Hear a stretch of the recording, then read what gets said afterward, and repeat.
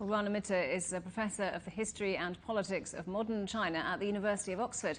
I asked him about the significance of the Queen's visit to China in 1986. Well, Robin, first of all, I want to pay a brief tribute to Her Majesty the Queen. I think I speak on behalf of many people, perhaps everyone here in Britain, in terms of appreciating her service over 70 years.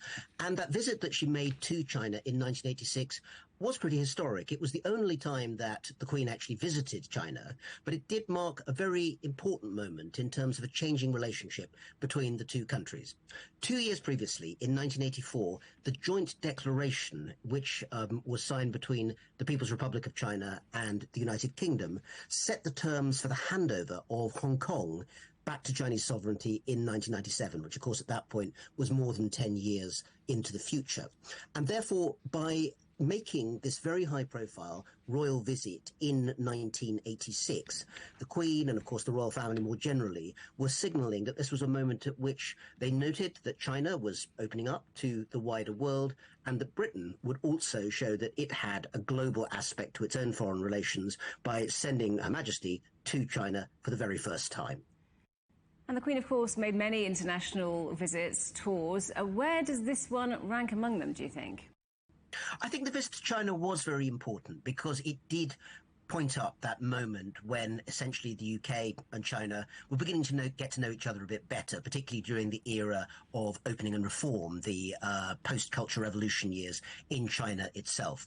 It was the only time that she actually visited China, and there are other countries, Australia would be a good example, which she visited on multiple occasions during that time.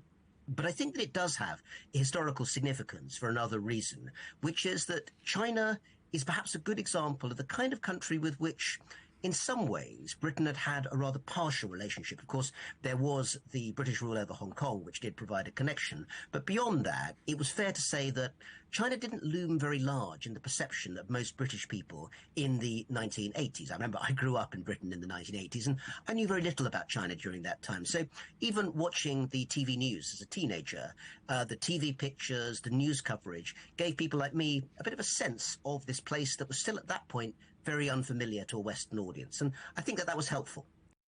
Well, as you say, China didn't perhaps loom large for people in the UK at that time. Did this visit change that? What did it do for the relationship between the two countries?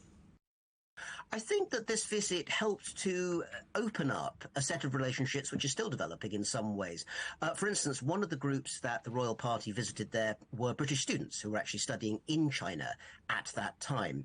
And of course, one of the things that we know has happened in the decades since and still continues to be a factor is that more British students have gone to China, but very large numbers of Chinese students have come to the UK. The UK has actually become one of the primary places in the whole world where Chinese students are sent to study everything from economics to media studies to history.